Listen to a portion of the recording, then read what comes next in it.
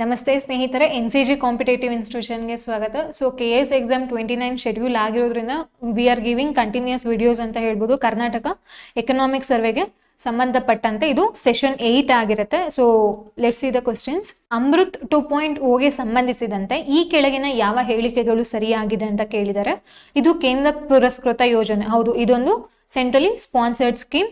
ಈ ಯೋಜನೆಯ ಅವಧಿ 2021ರಿಂದ 2025-26 ಅಂತ ಹೇಳ್ತಿದ್ದಾರೆ. ಹೌದು, ಈ ಅವಧಿನೂ ಕೂಡ ಇಲ್ಲಿ ಸರಿಯಾಗಿದೆ. ಈ ಯೋಜನೆಯ ಅಡಿಯಲ್ಲಿ 1 ಲಕ್ಷಕ್ಕಿಂತ ಕಡಿಮೆ ಜನಸಂಖ್ಯೆಯನ್ನು ಹೊಂದಿರುವ 287 ನಗರಗಳನ್ನು ಆಯ್ಕೆ ಮಾಡಲಾಗಿದೆ. ಈ ಸ್ಟೇಟ್ಮೆಂಟ್ ಕೂಡ ಏನಾಗಿದೆ, ಸರಿ ಇದೆ. ಈ ಯೋಜನೆಯ ಮುಖ್ಯ ಉದ್ದೇಶ ಏನಪ್ಪಾ ಅಂತ ಅಂದ್ರೆ, ನಗರದ ಎಲ್ಲಾ ಮನೆಗಳಿಗೆ ಸುರಕ್ಷಿತ ಮತ್ತು ಕ್ರಿಯಾತ್ಮಕ ನೀರಿನ ನಳ ಸಂಪರ್ಕಗಳನ್ನು ಒದಗಿಸುವುದೇನಾಗಿರುತ್ತೆ, ಈ ಯೋಜನೆಯ ಉದ್ದೇಶ ಆಗಿರುತ್ತೆ. ಈ ಎಲ್ಲಾ ಹೇಳಿಕೆಗಳು ಕೂಡ ಸರಿ ಇರೋದ್ರಿಂದ ನಿಮ್ಗೆ ಆಪ್ಷನ್ ಡಿ ಆಗತ್ತೆ. ಸೊ ಇಲ್ಲಿ ಸೆಂಟ್ರಲಿ ಸ್ಪಾನ್ಸರ್ಡ್ ಸ್ಕೀಮ್ ಅಂತ ಹೇಳಿದೆ. ಸೆಂಟರು 50% ಕೊಡ್ತು ಅಂದ್ರೆ ನಿಮ್ಗೆ ಸ್ಟೇಟ್ ಬಂತು ಅಂದ್ರೆ 50-50 ಈ ರೇಷಿಯೋನಲ್ಲಿ ಈ ಯೋಜನೆಯನ್ನ ಇಂಪ್ಲಿಮೆಂಟ್ ಮಾಡ್ತಿದ್ದಾರೆ.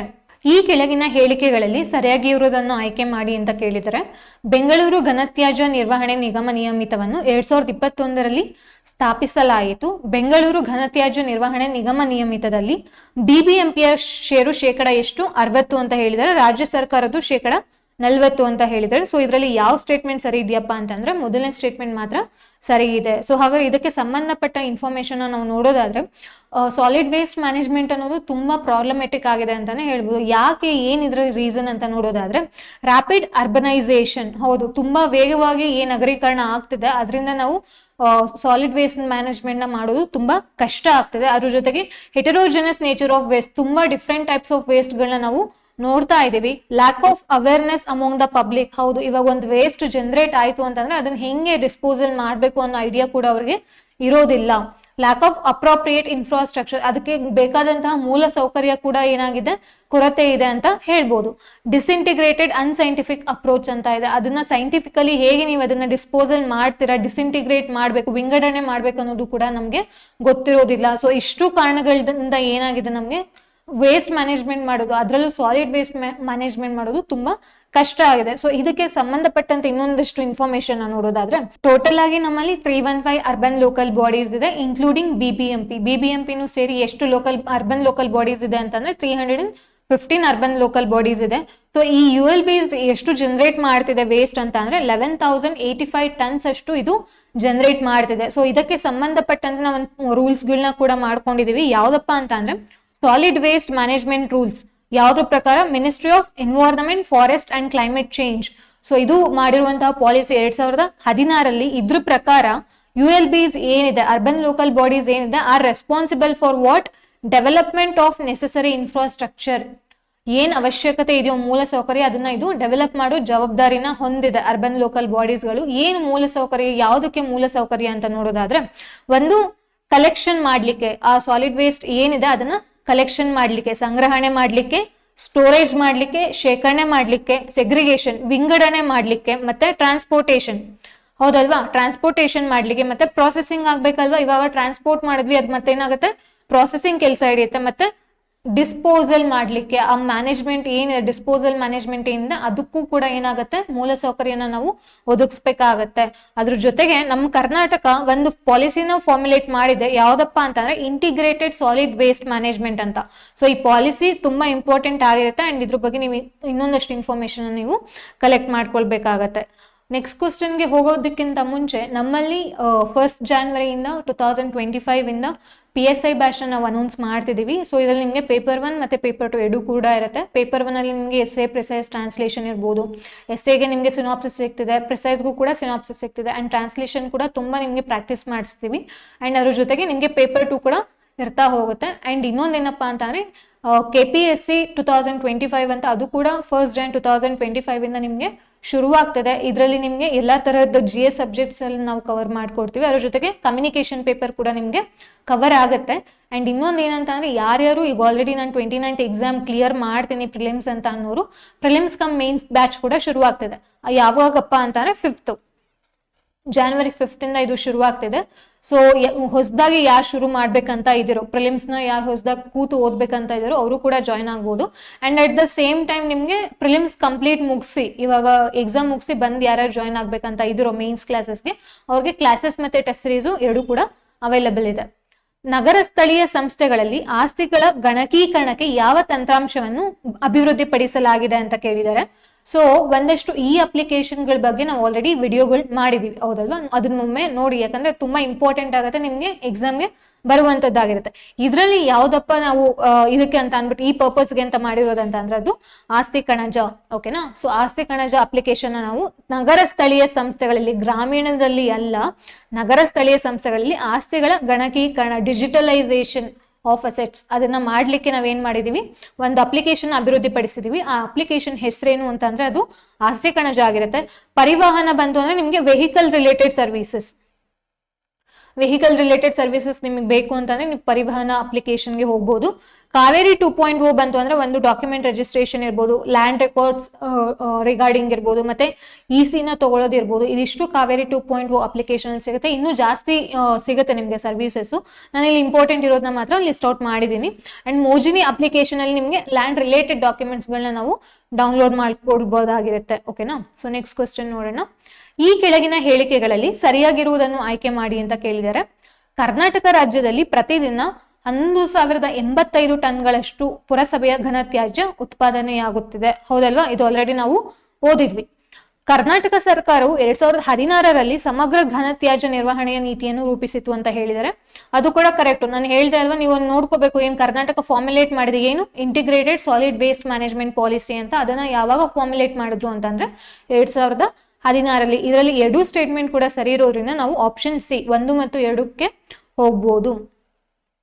ಕೃಷಿ ಯಾಂತ್ರೀಕರಣ ಯೋಜನೆ ಅಡಿಯಲ್ಲಿ ರಾಜ್ಯ ಸರ್ಕಾರವು ಪರಿಶಿಷ್ಟ ಜಾತಿ ಮತ್ತು ಪಂಗಡದ ರೈತರಿಗೆ ಎಷ್ಟು ರಿಯಾಯಿತಿ ಒದಗಿಸ್ತಿದೆ ಅಂತ ಕೇಳಿದ್ದಾರೆ. ಓಕೆನಾ? ಸೊ ಎಷ್ಟು ಅವ್ರಿಗೆ ಸಬ್ಸಿಡಿ ಸಿಗ್ತಿದ್ಯಪ್ಪ ಅಂತಂದ್ರೆ 90% ಸಬ್ಸಿಡಿ ಸಿಗ್ತಿದೆ. ಜನರಲ್ ಕ್ಯಾಟಗರಿ ಇರುವಂತಹ ಫಾರ್ಮರ್ಸ್ಗೆ 50% ಸಿಗ್ತಿದೆ. ಇದು ಕೂಡ ಗೊತ್ತಿರಬೇಕು. ಒಂದು SC/ST ಇರೋ ಫಾರ್ಮರ್ಸ್ಗೆ 90% ಆಯ್ತು ಅಂತ ಅಂದ್ರೆ ಜನರಲ್ ಕ್ಯಾಟಗರಿ ಇರುವಂತಹ ಫಾರ್ಮರ್ಸ್ಗೆ ಏನಾಗುತ್ತೆ, 50% ಆಗುತ್ತೆ. ಸೊ ಏನಕ್ಕೆ ನಮ್ಗೆ ಕೃಷಿ ಮೆಕನೈಸೇಷನ್ ಯಾಕೆ ಬೇಕು, ಕೃಷಿ ಯಾಂತ್ರೀಕರಣ ಯಾಕೆ ಬೇಕಪ್ಪ ಅಂತಂದ್ರೆ ಒಂದು ಫಾರ್ಮ್ ಎಫಿಷಿಯನ್ಸಿಗೋಸ್ಕರ, ಮತ್ತೆ ಇನ್ನೊಂದು ಫಾರ್ಮ್ ಪ್ರೊಡಕ್ಟಿವಿಟಿ. ಹೌದಲ್ವಾ? ಇವಾಗ ಯಾರೋ ಒಬ್ರು ಬಂದಿಲ್ಲ ಕೆಲ್ಸಕ್ಕೆ ಅಂತಂದ್ರೆ ಕೆಲಸ ಅಲ್ಲೇ ಇರಬಾರ್ದು.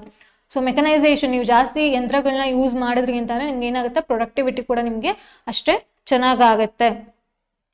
ಕೃಷಿ ಭಾಗ್ಯ ಯೋಜನೆಯ ಮೊದಲ ಹಂತವನ್ನು ಈ ಕೆಳಗಿನ ಯಾವ ವರ್ಷಗಳಲ್ಲಿ ಅನುಷ್ಠಾನಗೊಳಿಸಲಾಗಿತ್ತು ಅಂತ ಕೇಳಿದ್ದಾರೆ. ಸೊ ಯಾವ ವರ್ಷದಲ್ಲಪ್ಪ ಅಂತಂದ್ರೆ 2014-15ರಿಂದ 2019-20 ಇದು ಯಾಕೆ ಇವಾಗ ನ್ಯೂಸ್ ಅಲ್ಲಿ ಇದೆ ಅಂತ ಅಂದ್ರೆ ಮತ್ತೆ ಇದನ್ನ ಏನ್ ಮಾಡಿದ್ದಾರೆ, ರೀಲಾಂಚ್ ಮಾಡಿದ್ದಾರೆ. ರೀಲಾಂಚ್ ಮಾಡಿರೋದ್ರಿಂದ ನಮ್ಗಿದು ತುಂಬಾ ಇಂಪಾರ್ಟೆಂಟ್ ಆಗುತ್ತೆ. ಒಂದು ಏನ್ ತಿಳ್ಕೊಬೇಕಂತ ಅಂದ್ರೆ ರೈನ್ ಫೆಡ್ ಏರಿಯಾಸ್ ಗಳಿರುತ್ತೆ ಗೊತ್ತಾ, ಅಲ್ಲಿ ಸಬ್ಸಿಸ್ಟೆನ್ಸ್ ಅಗ್ರಿಕಲ್ಚರ್ ನಾವು ಪ್ರಾಕ್ಟೀಸ್ ಮಾಡ್ತಿದೀವಿ. ಅದನ್ನ ನಾವು ಸಸ್ಟೈನಬಲ್ ಅಗ್ರಿಕಲ್ಚರ್ಗೆ ಟ್ರಾನ್ಸ್ಫಾರ್ಮ್ ಮಾಡ್ಲಿಕ್ಕೆ ಈ ಕೃಷಿ ಭಾಗ್ಯ ಯೋಜನೆನ ನಾವು ಹಮ್ಮಿಕೊಂಡಿದ್ವಿ. ಯಾವಾಗ 2014-15ರಿಂದ 2019-20 ಸೊ ಇವಾಗ ಏನಾಗಿದೆ, ಅದನ್ನ ಮತ್ತೆ ನಾವು ರೀಲಾಂಚ್ ಮಾಡಿರೋದ್ರಿಂದ ಅದು ನಿಮ್ಗೆ ನ್ಯೂಸ್ ಅಲ್ಲಿ ಇದೆ. 2023-24 ಬಡ್ಜೆಟ್ ಅಲ್ಲಿ ಸುಮಾರು 100 ಕೋಟಿನ ಇದಕ್ಕೆ ನಾವು ಕೊಡ್ತಾ ಹೋಗಿರುವಂತದ್ದು. ಇವಾಗ ಪ್ರೆಸೆಂಟ್ 7423 ಈ ಏರಿಯಾಗಳಲ್ಲಿ ನಾವು ಇದನ್ನ ರೀಲಾಂಚ್ ಮಾಡ್ತಿದೀವಿ, ಇಂಪ್ಲಿಮೆಂಟ್ ಮಾಡ್ತಿದೀವಿ. ಎಷ್ಟು ನಿಮಗೆ ತಾಲೂಕುಗಳು ಇದರಲ್ಲಿ ಇನ್ಕ್ಲೂಡ್ ಆಗಿದೆ ಅಂತಂದ್ರೆ 10 ತಾಲೂಕುಗಳು ಇದರಲ್ಲಿ ಇನ್ಕ್ಲೂಡ್ ಆಗಿದೆ, 106 ತಾಲೂಕುಗಳು ಇನ್ಕ್ಲೂಡ್ ಆಗಿದೆ. ಸೊ ಟೋಟಲ್ ಆಗಿ 24 ರೈನ್ ಫೆಡ್ ಡಿಸ್ಟ್ರಿಕ್ಟ್ಸ್ ಗಳನ್ನ ನಾವು ನೋಡ್ತಾ ಹೋಗ್ತೀವಿ ಈ ತಾಲೂಕುಗಳಲ್ಲಿ. ಅಂಡ್ ಎಷ್ಟು ಅಗ್ರೋ ಕ್ಲೈಮೆಟಿಕ್ ಡ್ರೈ ರೀಜಿಯನ್ ಗಳಲ್ಲಿ ಇದು ಕವರ್ ಆಗ್ತಿದೆ ಅಂತಂದ್ರೆ 5 ಅಗ್ರೋ ಕ್ಲೈಮೆಟಿಕ್ ಡ್ರೈ ಝೋನ್ಗಳು ಇದರಲ್ಲಿ ಕವರ್ ಆಗ್ತಿದೆ. ಸೊ ಇದಿಷ್ಟು ಏನಾಗುತ್ತೆ, ನಿಮ್ಗೆ ಕೃಷಿ ಭಾಗ್ಯ ಸ್ಕೀಮ್ ರಿಲೇಟೆಡ್ ಆಗಿರುತ್ತೆ. ಪ್ರಸ್ತುತ ರಾಜ್ಯದಲ್ಲಿ ಸಾವಯವ ಕೃಷಿಯನ್ನು ಉತ್ತೇಜಿಸಲು ಈ ಕೆಳಗಿನ ಯಾವ ಯೋಜನೆಗಳನ್ನು ಅನುಷ್ಠಾನಗೊಳಿಸಲಾಗಿದೆ ಅಂತ ಕೇಳಿದರೆ, ಸೊ ಆರ್ಗ್ಯಾನಿಕ್ ಫಾರ್ಮಿಂಗ್ ಅನ್ನೋದು ತುಂಬಾ ಇಂಪಾರ್ಟೆಂಟ್ ಆಗಿದೆ ಇತ್ತೀಚೆಗೆ. ಯಾಕಂದ್ರೆ ಎಲ್ಲಾ ಕಡೆ ನೋಡಿದ್ರೆ ನೀವು ಏರ್ ಪೊಲ್ಯೂಷನ್ ಆಗಿದೆ, ಸಾಯಿಲ್ ಪೊಲ್ಯೂಷನ್ ಆಗಿದೆ, ವಾಟರ್ ಪೊಲ್ಯೂಷನ್ ಆಗಿದೆ. ಸೊ ಅದರಿಂದ ನಾವು ಆರ್ಗ್ಯಾನಿಕ್ ಫಾರ್ಮಿಂಗ್ ನ ಉತ್ತೇಜನ ಮಾಡೋದು ತುಂಬಾ ಇಂಪಾರ್ಟೆಂಟ್ ಆಗುತ್ತೆ. ಸೊ ಆರ್ಗ್ಯಾನಿಕ್ ಫಾರ್ಮಿಂಗ್ ರಿಲೇಟೆಡ್ ಯಾವ್ಯಾವ ಯೋಜನೆಗಳನ್ನ ನಾವು ನೋಡ್ತೀವಪ್ಪ ಅಂತ ಅಂದ್ರೆ, ಒಂದು ಸಾವಯವ ಕೃಷಿ ಅಳವಡಿಕೆ ಮತ್ತು ದೃಢೀಕರಣ, ರೈತ ಸಿರಿ ಯೋಜನೆ, ಸಾವಯವ ಇಂಗಾಲ ಅಭಿಯಾನ. ಈ 3 ಯೋಜನೆಗಳು ಏನಾಗುತ್ತೆ, ನಾವು ಆರ್ಗ್ಯಾನಿಕ್ ಫಾರ್ಮಿಂಗ್ ನ ಪ್ರಮೋಟ್ ಮಾಡುವಂತದ್ದು. ಆದ್ರೆ ರೈತ ಸಂಜೀವಿನಿ ಇದರಲ್ಲಿ ಇನ್ಕ್ಲೂಡ್ ಆಗಿಲ್ಲ. ಓಕೆನಾ? ಈ ಕ್ವಶನ್ ಗೆ ಸಂಬಂಧಪಟ್ಟಂತೆ ಯಾವ್ದು ರೈಟ್ ಆನ್ಸರ್ ಆಗುತ್ತೆ ಅಂದ್ರೆ ಆಪ್ಷನ್ ಸಿ ಕೇವಲ 3 ಯೋಜನೆಗಳು ಮಾತ್ರ ಇದಕ್ಕೆ ರಿಲೇಟೆಡ್ ಇದೆ. ಸೊ ಹಾಗಾದ್ರೆ ರೈತ ಸಂಜೀವಿನಿ ಏಂತಕ್ಕೆ ರಿಲೇಟೆಡ್ ಇದೆ ಅಂತ ನೋಡೋದಾದ್ರೆ, ಒಂದು ಆಕ್ಸಿಡೆಂಟ್ ಆದಾಗ, ಅಪಘಾತ ಆದಾಗ, ಮತ್ತೆ ಅನ್ಯಾಚುರಲ್ ಡೆತ್ ಆದಾಗ, ಸೊ ಆ ಫ್ಯಾಮಿಲಿಗೆ ಸುಮಾರು 50,000ದಷ್ಟು ನಾವು ಪರಿಹಾರನ ಒದಗಿಸ್ತಿದೀವಿ. ಯಾವ್ದಕ್ಕೆ ಇದು ಅಪ್ಲಿಕೇಬಲ್ ಆಗುತ್ತೆ ಅಂತ ಅಂದ್ರೆ, ರೋಡ್ ಆಕ್ಸಿಡೆಂಟ್ ಇರ್ಬೋದು, ಮತ್ತೆ ಸ್ನೇಕ್ ಬೈಟ್ಸ್, ಹಾವಿನಿಂದ ನೀವೇನಾದ್ರು ಕಡಿಸ್ಕೊಂಡ್ರೆ, ಮತ್ತೆ coming in contact with live electricity ಜೊತೆ ಏನಾದ್ರು ನೀವು ಕರೆಂಟ್ ಹೊಡಿಸ್ಕೊಂಡಾಗ ಇದಿಷ್ಟು ಏನಾಗುತ್ತೆ ನಿಮ್ಗೆ ಇದಕ್ಕೆ ಕವರ್ ಆಗುತ್ತೆ. ರೈತ ಸಂಜೀವಿನಿ ಇಷ್ಟಕ್ಕೂ ಕೂಡ ನಿಮ್ಗೆ ಕವರ್ ಆಗುತ್ತೆ. ಕರ್ನಾಟಕ ಸರ್ಕಾರದ ಕಾಯಕ ನಿಧಿ ಈ ಕೆಳಗಿನ ಯಾವುದಕ್ಕೆ ಸಂಬಂಧಪಟ್ಟಿದೆ ಅಂತ ಅಂದ್ರೆ ನೋಡೋಣ ಆಪ್ಷನ್ಸ್ ಅಲ್ಲಿ. ರಾಜ್ಯದಾದ್ಯಂತ ಸ್ವಸಹಾಯ ಗುಂಪುಗಳ ಬೆಳವಣಿಗೆಯನ್ನು ಉತ್ತೇಜಿಸುವುದು ಮತ್ತು ಸುಗಮಗೊಳಿಸುವುದು, ಮಾರುಕಟ್ಟೆ ಸಮಿತಿಯ ಪ್ರಾಂಗಣದಲ್ಲಿ ಕರ್ತವ್ಯ ನಿರ್ವಹಿಸುವ ಹಮಾಲರಿಗೆ ವೈದ್ಯಕೀಯ ವೆಚ್ಚ ಭರಿಸುವುದು, ಭೂರಹಿತ ಕೃಷಿ ಕಾರ್ಮಿಕರು ಮತ್ತೆ ಕೃಷಿ ನವೋದ್ಯಮ ಪ್ರೋತ್ಸಾಹಿಸುವುದು. ಇದಿಷ್ಟು ಕೂಡ ಆಪ್ಷನ್ಸ್ ಇದೆ. ಇದರಲ್ಲಿ ರೈಟ್ ಆನ್ಸರ್ ಯಾವ್ದಪ್ಪ ಅಂತ ಅಂದ್ರೆ, ಮಾರುಕಟ್ಟೆ ಸಮಿತಿಯ ಪ್ರಾಂಗಣದಲ್ಲಿ ಕರ್ತವ್ಯ ನಿರ್ವಹಿಸುವ ಹಮಾಲರಿಗೆ ವೈದ್ಯಕೀಯ ವೆಚ್ಚನ ಭರಿಸುವುದು ಈ ಕಾಯಕ ನಿಧಿಯ ಉದ್ದೇಶ ಆಗಿರುತ್ತೆ. ಓಕೆನಾ, ನೆಕ್ಸ್ಟ್ ಕ್ವಶನ್ ನೋಡೋಣ. ರಾಜ್ಯದ ಒಟ್ಟು ಆಂತರಿಕ ಉತ್ಪನ್ನದಲ್ಲಿ ತೋಟಗಾರಿಕಾ ಉತ್ಪನ್ನಗಳ ಪಾಲು ಎಷ್ಟು ಅಂತ ಕೇಳಿದರೆ, ಇಟ್ ಈಸ್ ನಿಮಗೆ ಬಂತು ಅಂತ ಅಂದ್ರೆ 4.88% ಅಷ್ಟು ಇದು ಕಾಂಟ್ರಿಬ್ಯೂಟ್ ಮಾಡ್ತಿದೆ. ಅಗ್ರಿಕಲ್ಚರ್ ಮತ್ತೆ ಅಲೈಡ್ ಸೆಕ್ಟರ್ಸ್ ಅಲ್ಲಿ ತಗೊಂಡಾಗ ಇದು 1/3 ಅಷ್ಟು ಇದು ಶೇರ್ನ ಒದಗಿಸ್ತಿದೆ. ಓಕೆನಾ, ಸೊ ಅಂಡ್ ಇವಾಗ ಅಂದ್ರೆ ಅಗ್ರಿಕಲ್ಚರ್ ರೈನ್ಫೆಡ್ ರೀಜಿಯನ್ಸ್ ಗಳು ಏನೇನ್ ಇದಾವೋ ಅಲ್ಲಿ ಇವಾಗ ಪ್ರೆಸೆಂಟ್ ಹಾರ್ಟಿಕಲ್ಚರು ರೀಪ್ಲೇಸ್ ಆಗ್ತದೆ, ತೋಟಗಾರಿಕೆ ಅನ್ನೋದು ಇಲ್ಲಿ ರೀಪ್ಲೇಸ್ ಆಗ್ತದೆ ಅಂತ ಹೇಳ್ಬೋದು. ಅಂಡ್ ಹಾರ್ಟಿಕಲ್ಚರ್ ರಿಲೇಟೆಡ್ ತುಂಬಾ ಕಲ್ತ್ಕೊಳ್ಳುವಂಥದ್ದು, ಅದ್ರ ರಿಲೇಟೆಡ್ ಒಂದು ಯೂನಿವರ್ಸಿಟಿ ಇರ್ಬೋದು, ಮತ್ತೆ ಹಾರ್ಟಿಕಲ್ಚರ್ ನೀವು ನೋಡಿದಂಗೆ ಡಿಪಾರ್ಟ್ಮೆಂಟ್ ಅಲ್ಲಿ ಒಂದಷ್ಟು ಏನು ಅಪ್ಲಿಕೇಶನ್ಸ್ ಗಳನ್ನ ಕೂಡ ಲಾಂಚ್ ಮಾಡಿದ್ದಾರೆ, ಹಸಿರು ಅದೆಲ್ಲ ನಾನು ಮತ್ತೆ ಡಿಸ್ಕಸ್ ಮಾಡ್ತೀನಿ ಅದನ್ನ ನೆಕ್ಸ್ಟ್ ಸೆಷನ್ ಅಲ್ಲಿ. ಸೊ ಅದಷ್ಟು ಕೂಡ ಏನಾಗುತ್ತೆ ಇಂಪಾರ್ಟೆಂಟ್ ಆಗುತ್ತೆ ಹಾರ್ಟಿಕಲ್ಚರ್ ಅನ್ನೋದು. ಈ ಕೆಳಗಿನ ಜೋಡಿಗಳಲ್ಲಿ ತಪ್ಪಾಗಿರುವುದನ್ನು ಆಯ್ಕೆ ಮಾಡಿ ಅಂತ ಕೇಳಿದರೆ, ಕರ್ನಾಟಕ ರಾಜ್ಯ ಮಾವು ಅಭಿವೃದ್ಧಿ ಮತ್ತು ಮಾರುಕಟ್ಟೆ ನಿಗಮ ಎಲ್ಲಿದ್ಯಪ್ಪ ಅಂತ ಅಂದ್ರೆ ಬೆಂಗಳೂರಲ್ಲಿ, ಅಂಡ್ ಕರ್ನಾಟಕ ರಾಜ್ಯ ಸಾಂಬಾರು ಅಭಿವೃದ್ಧಿ ಮಂಡಳಿ ಹುಬ್ಳಿಲಿದೆ. ಸೊ ಇಲ್ಲಿ ನಾವು ಯಾವ್ದು ತಪ್ಪಾಗಿದೆಯೋ ಅದನ್ನ ಚೂಸ್ ಮಾಡ್ಬೇಕಾಗಿರೋದ್ರಿಂದ ಈ 2 ಸ್ಟೇಟ್ಮೆಂಟ್ ಕೂಡ ಏನಾಗಿದೆ ಸರಿ ಇದೆ. ಸೊ ಇದಕ್ಕೆ ಆಪ್ಷನ್ ಯಾವ್ದು ರೈಟ್ ಆನ್ಸರ್ ಆಗುತ್ತೆ ಅಂದ್ರೆ ಡಿ, 1 ಅಥವಾ 2 ಅಲ್ಲ ಅಂತಂದ್ರೆ 2 ಕೂಡ ತಪ್ಪಾಗಿಲ್ಲ ಅಂತ. ಸೊ ನಾವು ಇಲ್ಲಿ ನೋಡೋದಾದ್ರೆ Karnataka state mango development and marketing corporation ಇರೋದಲ್ಲಿ ಬೆಂಗಳೂರಲ್ಲಿ, ಆದ್ರೆ ಇದ್ರ ಅಂಡರ್ 2 ಸೆಂಟರ್ಸ್ ಬರ್ತಿದೆ. ಓಕೆನಾ, ಯಾವ್ಯಾವ್ದು ಅಂತ ಅಂದ್ರೆ, ಒಂದು ಹೊಗಳಗೆರೆ ಹಾರ್ಟಿಕಲ್ಚರ್ ಫಾರ್ಮ್ ಅಂತ, ಇದು ಎಲ್ಲಿದೆ ಅಪ್ಪ ಅಂತಂದ್ರೆ ಶ್ರೀನಿವಾಸಪುರ ತಾಲೂಕ್, ಕೋಲಾರ ಡಿಸ್ಟ್ರಿಕ್ಟ್. ಇದೇನಾಗಿದೆ ನಿಮ್ಗೆ ಮ್ಯಾಂಗೋ ಡೆವಲಪ್ಮೆಂಟ್ ಸೆಂಟರ್ ಆಗಿದೆ. ಇದು ಒಂದು. ಇನ್ನೊಂದು ನಿಮ್ಗೆ ಮಡಿಕೇರಿ ಚಿಂತಾಮಣಿ ತಾಲೂಕ್, ಮಡಿಕೇರಿಯಲ್ಲಿ ಇರುವಂತಹ ರೀಜನ್ ಅಲ್ಲಿ ಚಿಂತಾಮಣಿ ತಾಲೂಕಲ್ಲಿ ಬರುತ್ತದು ಚಿಕ್ಕಬಳ್ಳಾಪುರ ಡಿಸ್ಟ್ರಿಕ್ಟ್. ಸೊ ಇದಿಷ್ಟು ಏನಾಗಿದೆ ಮೇಜರ್ ಆಗಿರೋದು ಬೆಂಗಳೂರಲ್ಲಿ, ಮಾರ್ಕೆಟಿಂಗ್ ಕಾರ್ಪೊರೇಷನ್ ಇರೋದು ಬೆಂಗಳೂರಲ್ಲಿ.